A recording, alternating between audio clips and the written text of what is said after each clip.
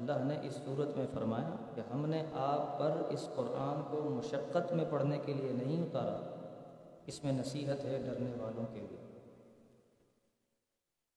یعنی حضور علیہ الصلوۃ والسلام اتنی مشقت فرماتے تھے، اتنی مشقت کہ میری امت راستے پہ آ جائے۔ معلوم یہ ہوا کہ اگر گھر کے سربراہ سے اگر اس کے رعایا کنٹرول نہیں ہو رہی ہے تو اسے چاہیے کہ وہ اللہ کی بارگاہ میں رجوع کرے، نہ کہ نمازیں چھوڑے، نہ کہ عبادت چھوڑے، نہ کہ اللہ کی اطاعت چھوڑے، بلکہ اپنے آپ کو عبادت میں لگائے، تو پھر اس کا بھی نظام اچھا ہو جائے۔ یہ حضور علیہ الصلوۃ والسلام کے عمل سے پتہ چل رہا ہے۔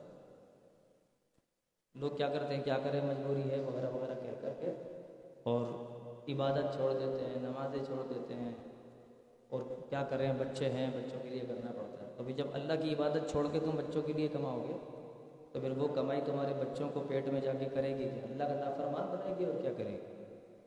اللہ والا تو نہیں بنائے گی۔ حضرت موسیٰ علیہ السلام نے عرض کی ہے، میرے رب میرے لیے سینہ میرا کھول دے، میرے لیے میرے کام آسان کر دے، میری زبان کی جو گرہ ہے اسے کھول دے، وہ میری بات سمجھیں۔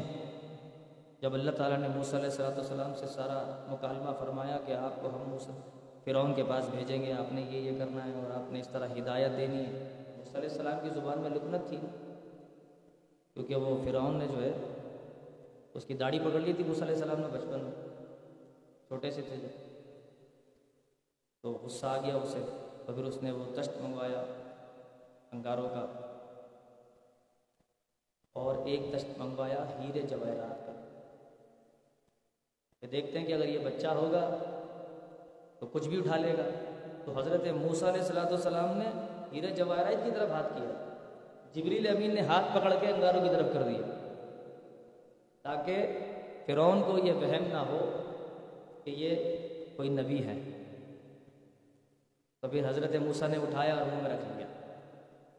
حالانکہ آپ کو سن کے حیرانگی ہوگی کہ موسیٰ علیہ السلام کی یہ اللہ کی حکمت تھی کہ موسیٰ علیہ السلام نے وہ انگارہ منہ میں رکھا اور آپ کی زبان میں لکنت آ گئی، انگارے نے جلایا، سوال ہی پیدا نہیں ہوتا۔ موسیٰ علیہ السلام کو انگارہ جلائے، اس کی مجال ہے، یہ نقطہ سمجھنے کی بات ہے۔ ورنہ اگر انگارہ جلانے والا ہوتا نا منہ کو، تو شتر مرغ جو ہے نا، شتر مرغ آپ نے نام سنا ہوگا، شتر انگارے کھاتا ہے، آپ کے علم میں اگر ہو تو انگارے کھاتا ہے، آگ کھا لیتا، اس کا منہ نہیں جلتا، پھر یہ صحیح ہے؟ تو بات یہ نہیں ہے کہ انگارے نے حضرت کی زبان کو جلا دیا، نہ، اللہ کی حکمت تھی اس میں، سمجھیں اس بات، بہت بڑی بات ہے۔ اگر اس کی بنیاد میں چلے جائیں تو میرے خیال ہے زمین پر پٹک پٹک کے آدمی اپنے آپ کو مار دے کہ اللہ تعالیٰ کے ہر کام میں کتنی بڑی حکمت ہوتی ہے۔ موسیٰ علیہ السلام کی زبان میں لکنت آ گئی انگارے سے، شتر مرغ روز کھاتا ہے، وہ جب اس کا دل چاہتا ہے انگارے کھا لیتا ہے، مرتا ہی نہیں۔ حتیٰ کہ ایک کیڑا ہے سمندل نام ہے اس کا، وہ آگ میں پیدا ہوتا ہے، اس کے ریشم سے ترکی جو ہے وہ کمبل بناتے تھے، تولیے بناتے تھے، اسے دھونے کے لیے وہ آگ میں ڈالتے تھے تو اجلا ہو جاتا تھا، وہ صابن سے نہیں دھلتا تھا، آگ میں ڈالو صاف ہو جاتا۔ اللہ تبارک و تعالیٰ ہر چیز پر قادر ہے نا، کیونکہ سرکار علیہ الصلوۃ والسلام فرماتے تھے کہ اللہ تعالیٰ جہنم میں درخت کو پیدا کرے گا۔ کفار کہتے تھے یہ کیسے ہو سکتا ہے کہ جہنم میں درخت پیدا ہوں گے؟ تو پھر اللہ نے یہ آیت نازل فرمائی اور بتایا کہ ہم تو آگ میں کیڑے پیدا کر دیتے ہیں، ہم تو نہ جانے ایسی چیزیں پیدا ہے جو تم گمان بھی نہیں کر سکتے۔ تو بہرحال وہ حضرت موسیٰ علیہ السلام نے انگارہ منہ میں رکھ لیا تھا، جس سے ان کی زبان میں لکنت آ گئی تھی۔ تو پھر جب اللہ نے ان کو نبوت کے حوالے سے آگاہ فرمایا تو حضرت نے عرض کی کہ حضور یا اللہ میں جو ہے وہ کیسے، اللہ کے لیے لفظ حضور استعمال ہو سکتا ہے کہ یا حضرت جل وعلا میں کیسے بات کروں کہ میری زبان میں لکنت ہے، تو میری لکنت کو دور فرما دے، اور میں اکیلا ہوں تو میرے لیے میرا کوئی وزیر بنا دے، میرا بھائی ہے ہارون، تو اگر وہ نبی بن جائے تو میری کمر مضبوط ہو جائے گی۔ اللہ نے فرمایا تمہاری دعا قبول فرمائی گئی، زبان کی لکنت بھی دور کر دی، حضرت ہارون کو اللہ کا نبی بنا دیا۔ پھر جب ہم قبرستان میں جاتے ہیں، کسی مردے کی مٹی دیتے ہیں ہم 3 دفعہ، منہا خلقناکم وفیہا نعیدکم ومنہا نخرجکم تارۃ اخری، یہ مٹی جو ہے یہ گویا کہ معنی یہ دیتی ہے کہ مٹی سے تمہیں پیدا کیا، اسی مٹی میں تمہیں دفن کیا اور اسی مٹی سے قیامت کے دن اٹھائے جاؤ گے۔ کفار اس پر اعتبار نہیں کرتے، یہ کیسے ہو سکتا ہے کہ مرنے کے بعد مٹی سے ہم اٹھ جائیں اور ہمارے تمام جسم کے اعضاء جو ہیں وہ دوبارہ سے جڑ جائیں؟ اور پھر اللہ فرماتا ہے تمہیں معلوم نہیں ہم نے تمہیں گندے نطفے سے پیدا کیا، نطفہ پھر گوشت کا لفڑا بنا، پھر اس سے پھر وہ گوٹی بنی، پھر گوٹی پہ گوشت چڑھا، پھر اس میں ہڈی آئی، پھر روح پھونکی گئی، پھر ایک تخلیق دی گئی اور اس میں صورت ڈالی گئی اور نیک بختی اور بدبختی لکھ دی گئی۔ اس کے بعد تو نکلا، تو پیدا ہوا، اور اس کے بعد پھر کیا ہوا؟ اتنے پروسیس کے بعد، اتنے سارے مراحل کے بعد، اتنے سارے اسٹیپ لے کر دنیا میں آیا پہلی مرتبہ، تو یہ اللہ کے لیے مشکل نہیں تھا؟ تو تجھے اسی حالت میں مار کے دوبارہ زندہ کرنا رب کے لیے کب مشکل ہے؟ یعنی جو عدم سے وجود بخشے تو وہ اس کے لیے مشکل نہیں تھا۔ اچھا، پھر آپ آگے اگر تفاسیر میں دیکھیں گے، مزید دیگر آیتوں کا ترجمہ وغیرہ دیکھیں گے، اس کی تفسیر دیکھیں گے، تو اللہ تعالیٰ یوں فرماتا ہے کہ تم بکھرے ہوئے تھے، تم غذاؤں میں تھے۔ جو عورت غذا کھاتی ہے نا، فروٹ کھاتی ہے، بہت ساری چیزیں کھاتی ہے، فرمایا تم ان غذاؤں میں بکھرے ہوئے تھے، پھر ہم نے ان غذاؤں سے تمہیں ایک جگہ اکٹھا کیا۔ اگر مثال کے طور پہ 10 جگہوں سے سامان خریدا ابا نے اور وہ اماں کو لا کے دے دی، اماں نے 10 جگہ کی چیز خریدی بھی کھا لی، تو 10 جگہ ہم تھے، پھر وہاں سے ہم غذا کے ذریعے ماں کے پیٹ میں پہنچے ہیں۔ اللہ اکبر! اتنے سارے سلاسل کے بعد، اتنے سارے مراحل کے بعد، اس کے بعد پھر ایک نطفے کی شکل میں، اس کے بعد پھر لوتھڑا، پھر بوٹی، پھر وہ گوشت ہڈی سب مل کے، اور اویں اویں کرتا ہوا تو دنیا میں آیا اور کہتا میں رب کو نہیں ماننے والا۔ جس رب نے تجھے یہ سارے طرح پورے مراحل میں تجھے اکٹھا کر کے دنیا میں پیدا کیا، پھر اس کی نافرمانی کرے گا؟ یہ بتاتا ہے پروردگار۔ تو اس لیے فرماتا ہے کہ تجھے مٹی سے پیدا کیا، مٹی میں دفن کیا، پھر مٹی سے قیامت کے دن نکالے گا۔ ہمارا ایمان ہے اس کے، بے شک وہ کر سکتا ہے، کفار نہیں مانتے۔ پھر موسیٰ علیہ السلام کو وحی کی اور کہا کہ راتوں رات اپنے لوگوں کو لے کے چلو دریا کی طرف۔ اب یہ پورا واقعہ، پورا پروسیس ہے، فرعون کے ساتھ کیا کیا باتیں ہوئیں۔ تو اللہ تعالیٰ نے آخر میں حضرت موسیٰ علیہ السلام کو فرمایا آپ نکلیں، قوم کو لے کے نکلیں۔ تو 70,000 بنی اسرائیل کے لوگوں کو لے کر حضرت موسیٰ نکلے اور دریا پر عصا مارا، دریا نیل پر، اس میں راستہ بن گیا، خشکی آئی، آپ اس میں داخل ہوئے اور لوگ نظارے کرتے ہوئے جا رہے تھے۔ لوگ نظارے کرتے ہوئے، جس طرح کوئی پکنک مناتا ہے ایسے پکنک مناتے، جیسے ہم کہیں چلے جائیں، مری وری چلے جائیں تو ہم دیکھیں بھی پہاڑ خوبصورت، برف باری ہو رہی ہے، لوگ جو ہیں وہ ایک دوسرے کو برف مار رہے ہیں، اس طرح انجوائمنٹ کرتے ہوئے موسیٰ علیہ السلام کے جو ساتھی تھے مسلمان وہ جا رہے تھے۔ پھر ان کو پتہ چلا، اس نے اپنے جتھے کو لیا اور قطبی یعنی قبطی قاف بات قاف قبطی فوجی 6 لاکھ لے کر موسیٰ علیہ السلام کے پیچھے گیا۔ موسیٰ علیہ السلام 70,000 لے کے نکلے تھے، یہ 6 لاکھ قبطیوں کو لے کے مر گیا جا کے وہیں، اور دریا میں غرق ہو گیا، کام ہو گیا ایسے۔ ہاں، پھر اللہ تعالیٰ نے سمندر بند کر دیا۔ وہ دیواریں بنی تھی نا 12-12 14-14 فٹ کی، وہ ساری ملا دی آپس میں، اور اس کے بعد پھر وہ ان کے سروں سے پانی اونچا ہو گیا، اسی میں غرق ہو گیا۔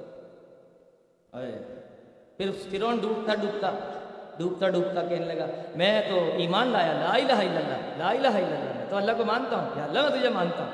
اللہ نے فرمایا اچھا، فَالْيَوْمَ نُنَجِّيكَ بِبَدَنِكَ لِمَ تَكُونَ لِمَنْ خَلْفَكَ آیَةً، فَالْيَوْمَ نُنَجِّيكَ بِبَدَنِكَ لِتَكُونَ لِمَنْ خَلْفَكَ آیَةً، ہم نے تجھے آج عبرت بنا دیا ہے تیرے بعد آنے والوں، بغیر کیمیکل کے یہ ایسے کا ایسے ہی پڑا۔ تو اللہ نے جو ہے عبرت بنا، تو کیمیکل نہیں لگاتے، بغیر کیمیکل کے لگا، ایسے ہی پڑا رہتا ہے۔ حالانکہ دوسری ممیاں جو ہیں وہ جو ڈمیاں ہیں اور اس پر لگاتے کیمیکل، لیکن اس پہ نہیں لگاتے، یہ ایسا کیسے۔ جب مشرف گیا تھا مصر تو اس میں تصویر اس کی وائرل ہوئی تھی، اس وقت ہم نے دیکھا تھا، یہ اسی وقت دیکھا تھا، اس سے پہلے تو نہیں دیکھا۔ بہرحال دیکھ لیں، ہم نے بھی دیکھ لیا فرعون۔ تو قرآن کیا کہہ رہا کہ ہم نے عبرت بنا دیا تجھے آنے والی نسلوں کے لیے۔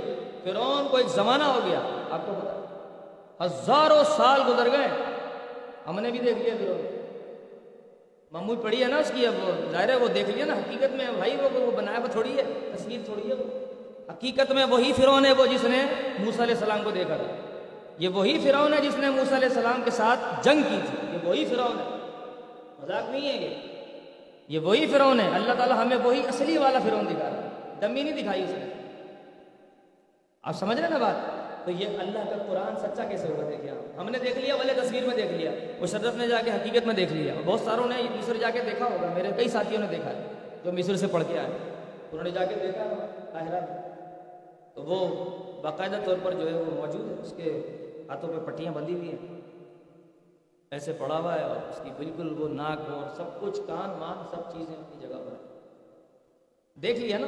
اس کا مطلب یہ ہے کہ عبرت اپنا جانے کتنی نسلیں دیکھیں گی اس کی، اللہ اکبر۔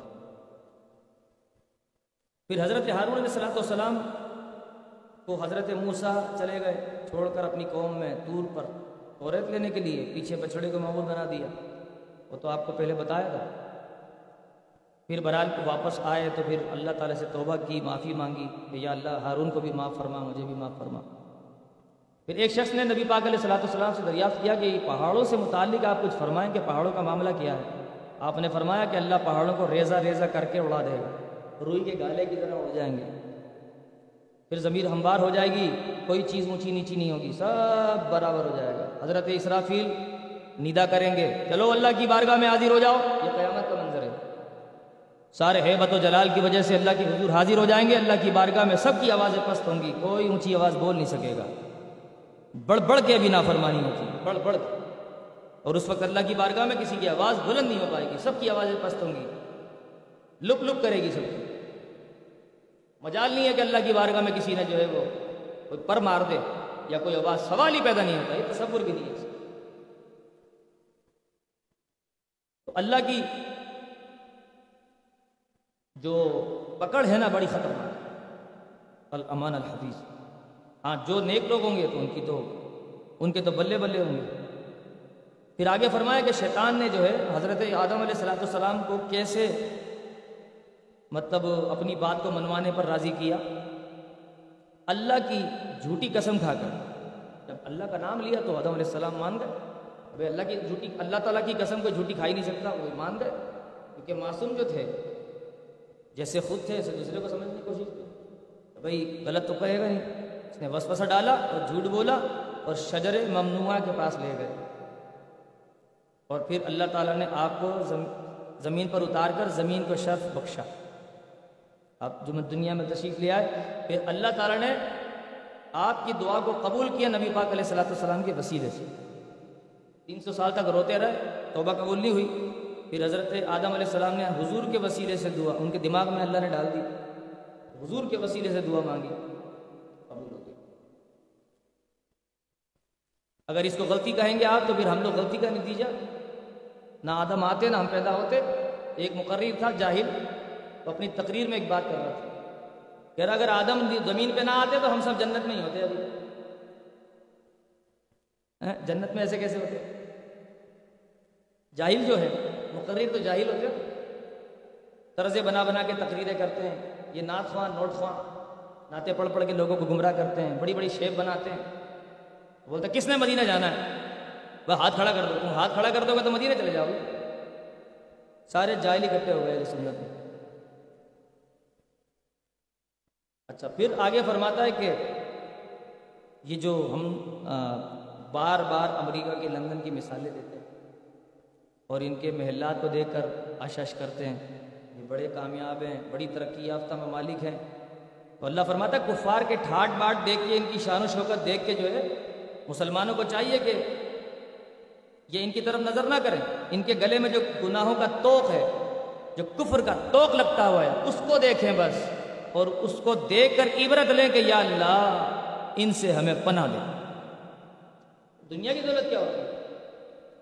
ہمارے پاس سب سے بڑی دولت ایمان ہے، اس سے بڑھ کر کوئی دولت ہی نہیں۔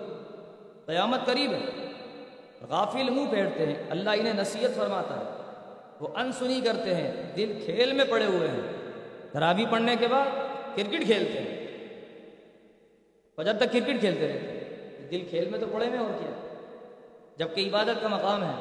تمہیں انٹرٹینمنٹ ساری رمضان شریف میں یاد کیوں آتی ہے؟ باقی 11 مہینے ہیں، کر لو جو کرنا ہے. وہ کرکٹ بھی کھیلیں گے، سب کچھ کریں گے، پھر سحری کرنے کے لیے آئیں گے، روزہ رکھیں گے، سو جائیں گے. یہ عبادت ہے؟ یہ عبادت نہیں ہے. یہ اللہ کو ناراض کرنے والی بات ہے. یہ ماہ ہے عبادت ہے، ماہ لہو و لعب نہیں ہے. معاذ اللہ.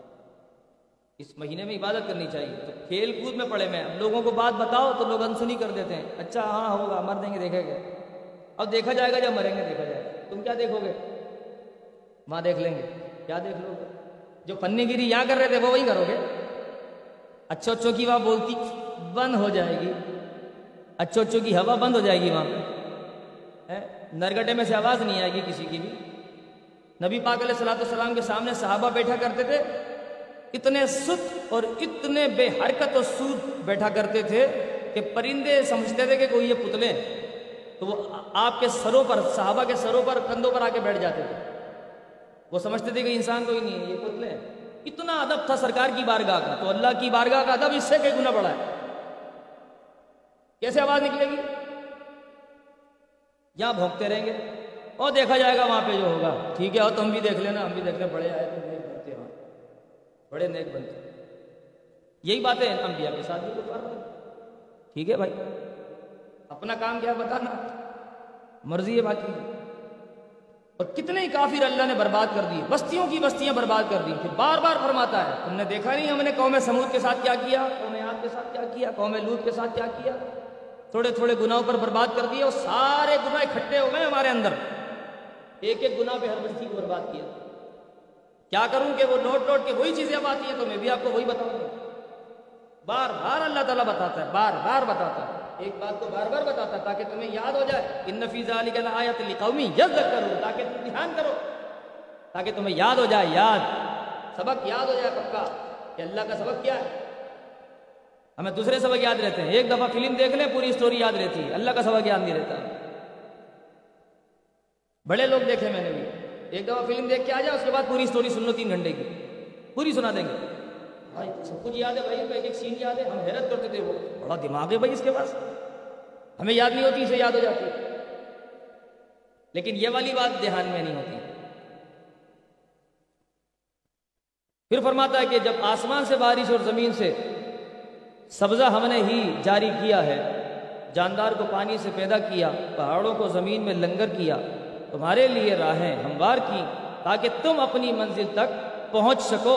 آسمان کو گرنے سے روکا ہوا ہے، ورنہ یہ ہمارے سروں پہ آگے گر جائے. یہ سب کفار نہیں دیکھتے؟ ہم کہیں کہ یہ مسلمان نہیں دیکھتے؟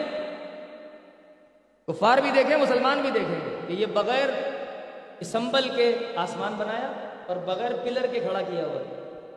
بغیر پلر کے کھڑا، نیلی چھتری. بولنے کو تو لوگوں نے بڑے نام رکھ دیے اس کے، گانے گا دیے اس کے، لیکن یہ اس کی حقیقت کیا ہے کہ یہ اللہ نے سنبھالا ہوا ہے. اچھا وہ ہماری حفاظت کر رہا ہے. نبی پاک علیہ الصلوۃ والسلام کو فرماتا ہے کہ محبوب آپ فرما دیجئے کہ ان کا نگہبان کون ہے، دن رات میں ان کی حفاظت کون کرتا ہے. آپ کو پتہ ہے حدیث پاک کے اندر جب بندہ رات کو سو جاتا ہے تو زمین پہ کہیں پر بھی سو جاتا ہے. اب ہم جاگ رہے ہوتے ہیں تو کوئی کیڑا چڑھتا ہے تو ہم ہٹا دیتے ہیں. رات کو سونے کے بعد کوئی کیڑے چڑھتا ہم پہ؟ چڑھتا ہے تو بتائیے، چڑھتا چڑھا کبھی؟ جو ہے وہ بتائیں. نہیں چڑھا نا؟ کیوں نہیں چڑھا؟ اس لیے کہ اللہ تعالیٰ، نبی پاک علیہ السلام فرماتے ہیں، حدیث پاک میں ہے کہ اللہ تعالیٰ ایک فرشتہ مقرر کرتا ہے جو حشرات الارض سے آدمی کی حفاظت کرتا ہے کہ کوئی موذی جانور اس کے کان سے، ناک سے داخل نہ ہو جائے.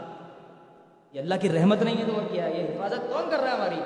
ہم تو بے خبر سو گئے نا رات کو، صبح اٹھ گئے کوئی کیڑا نہیں گھسا. اور جب آپ دیکھیں کہ میں نے کئی دیکھے ایسے کہ کہیں کسی کا انتقال ہو گیا، اب کوئی پتہ نہیں کون ہے، لاپتہ ہے، پڑا ہوا ہے، تو میں نے دیکھا کہ چیٹیاں کان میں جا رہی ہیں، ناک سے چیٹیاں گھس رہی ہیں. لاش پڑی بھی دیکھی تھی مطلب ایک دفعہ، رات کو مرور گیا ہوگا بیچارہ کسی جگہ پر. تو صبح کے وقت میں وہاں سے ہمارا گزر ہوا تو وہ وہاں پڑا ہوا تھا مرا ہوا. اس کے ناک کان میں چیٹیوں کی لائن لگی ہوئی تھی. لیکن اگر ایسے ہی فٹ پاتھوں پہ ہم نے کئی دیکھے سوتے ہوئے، کبھی بھی ہم نے ناک کان میں چیٹیوں کی لائن نہیں دیکھی. اس کی وجہ یہ ہے کہ جب تک انسان زندہ ہے اس کی ذمہ داری پروردگار عالم کے ذمہ کرم پر ہے، اس نے جو فرمایا وہ کرے گا، چاہے وہ مومن ہو یا کافر ہو۔ تو وہ اپنے وعدے پورے کر رہا ہے، ہم اپنے وعدے سے پھر گئے، ہم مخالف ہو گئے، ہم نے ماننے سے انکار کر دیا۔ اچھا، پھر حضرت ابراہیم علیہ السلام کو جو آگ میں ڈالا گیا تھا، اس آگ کا پورا واقعہ، بت خانے میں چلے گئے، بتوں کو توڑ دیا، بڑے والے بت کے گلے میں کلہاڑا لٹکا دیا، پھر وہ آئے، انہوں نے کہا کس نے مارا؟ کہا بڑے بت سے پوچھو۔ بڑے بت سے پوچھا تو بڑے بت سے تو جواب ہی نہیں آیا، تو کہا اس سے، یہ تو بڑا تھا سب سے، یہ جواب نہیں دے رہا، تو چھوٹوں کو پوچھتے تھے، تف ہے تمہارے اوپر، کیا تم عبادت کرتے تھے ان کی بت؟ قال اف لکم ولم تعبدون من دون اللہ، کیوں کرتے ہو ان کی عبادت ہے تم؟ تو پھر وہ انہوں نے کہا اچھا، یہ اس کا مطلب ہے کہ یہی شخص ہے جس نے ہمارے بتوں کو توڑا ہے، چلو اب اپنے بتوں کی مدد کرو، اپنے خداؤں کی مدد کرو، اس کو آگ میں ڈال دو۔ منجنیق بنائی گئی تو اسی وقت ایجاد ہوئی، توپ کے ساتھ باندھا اور اونچی آگ میں، وہ آگ اتنی بلند تھی کہ فضا میں جو پرندے اڑ رہے تھے نا، وہ اس آگ کی تپش سے جل کے نیچے گر رہے تھے، اتنی بلند تھی آگ۔ بس پھر وہ آگ میں جیسی ڈالا، اللہ تعالیٰ نے جو ہے فرمایا قلنا یا نار کونی بردا وسلاما علی ابراہیم، کہ آگ میرے ابراہیم پر ٹھنڈی ہو جا، اور ایسی ٹھنڈی ہو جائے کہ سلامتی کے ساتھ، زیادہ ٹھنڈی مت ہو نا، کیونکہ زیادہ ٹھنڈی ہوتی ہے پھر وہ ٹھنڈی لگتی ہے، پھر وہ سردی لگتی ہے نا، تو ایسی ٹھنڈی ہو کہ سلامتی کے ساتھ، سردی بھی نہ لگے گرمی بھی نہ لگے۔ پھر بعد میں لوگوں نے جا کے دیکھا تو حضرت ایسے گلشن میں آرام فرما رہے ہیں، میٹھی نیند سو رہے ہیں۔ لوگوں نے کہا یہ کیا؟ حضرت ابراہیم کے علاوہ ساری چیزیں جل گئی لیکن حضرت ابراہیم نہیں جلے۔ جد اعلیٰ کا یہ حال ہے، سید الانبیاء کا حال کیا ہو؟ اللہ۔ پھر حضرت نوح علیہ السلام کا واقعہ بیان کیا، فرمایا کہ پھر نوح نے دعا کی ہم سے، تو ہم نے نوح کی دعا قبول کی، اور جتنے بھی کشتی میں تھے سب کو ہم نے نجات دے دی۔ فرمایا ایمانداروں کی نیکی اور اس کا اجر برباد نہیں کیا جائے گا، اور حرام ہے اللہ تعالیٰ کی طرف سے ہمیشہ کہ کفار کبھی راحت کی زندگی میں آئیں جنت میں۔ جنت میں کبھی بھی راحت ان کو ملے گی نہیں، جنت میں کفار کبھی جائیں گے ہی نہیں۔ مسلمان اگر گناہ گار ہے تو وہ اپنی گناہوں کی سزا جہنم میں ضرور کاٹے گا، کاٹنی پڑے گی۔ اگر ایمان پر گیا ہے تو پھر جہنم سے اسے نجات مل سکتی ہے دعاؤں کے ذریعے، صالح ثواب کے ذریعے، اور کسی نیک آدمی کی دعا لگ گئی تو وہ جنت میں آ جائے اپنے گناہوں کی سزا کاٹ کر۔ یہ ممکن ہے کہ سزا کاٹ کے آ جائے گا، لیکن اگر کفر پہ خدا نخواستہ کوئی گیا تو پھر آنا مشکل ہے۔ ہمیشہ کافر کو ایک آگ کے صندوق میں ڈال کر پھر اس کو پھر آگ کے صندوق میں ڈالیں گے، پھر اس صندوق کو پھر آگ کے صندوق میں ڈالیں گے، پھر اس صندوق کو پھر آگ کے صندوق میں ڈالیں گے، پھر آگ کا تالا لگا دیں گے اور جہنم کے نچلے طبقے میں چھوڑ دیں گے۔ وہ وہیں چیختا رہے گا، اس کی آواز کوئی سننے والا نہیں ہوگا، چیختا رہے گا، چیختا رہے گا، اللہ کو صدا دیتا رہے گا 40 سال تک۔ داروغہ جہنم جو حضرت مالک رضی اللہ علیہ السلام ہیں، ان کو آواز دیتا رہے گا کہ ہماری کوئی دعائی کرو، تو وہ 40 سال کے بعد جواب دیں گے وہیں پڑے رہو 40 سال کے بعد۔ پھر وہ اللہ کو پکاریں گے، پھر اللہ تعالیٰ جواب دے گا کب؟ دنیا کی جتنی زندگی ہے ٹوٹل 70,000 سال کی، بعض کہہ رہے ہیں کہ کچھ لاکھوں کی ہے، اتنی سال کی زندگی ڈبل کر لو، اتنے سال کے بعد اللہ کافروں کو کہے گا پڑے رہو بھائی۔ بتائیے آپ کتنا خطرناک انجام ہے یہ۔ اب اس پر ابھی ایمان لانا اور ابھی یقین کر کے اپنے آپ کو کفر سے ہٹا کر ایمان کی طرف لانا، اسی میں سلامتی ہے۔ اور کہے نہیں ایسی باتیں، یہ ایسی باتیں کرتے ہیں، یہ ایسا کچھ بھی نہیں ہے، یہ سب ان کا خیال ہے، تو یہ خیال والی باتیں نہیں ہیں۔ یہ دنیا ایک ماڈل کے طور پر موجود ہے کہ اس کا پروردگار ہے، اور یہ باتیں جو ہیں یہ ساری اسی کی ہیں۔ یقیناً جب ایسی چیزوں پہ جہاں ہم آ کے بالکل عاجز ہو جاتے ہیں، وہ چیز ہمارے ہاتھ کی ہے ہی نہیں، ہم کر ہی نہیں سکتے، تو اس کا مطلب اسے کرنے والا کوئی ہے، اور جو ہے وہی یہ باتیں کر رہا ہے، اس کا مطلب وہی ہے جو کچھ کہہ رہا ہے وہ سچ ہے، بالکل حق ہے، اس سے کوئی انکار نہیں ہے کسی طرح۔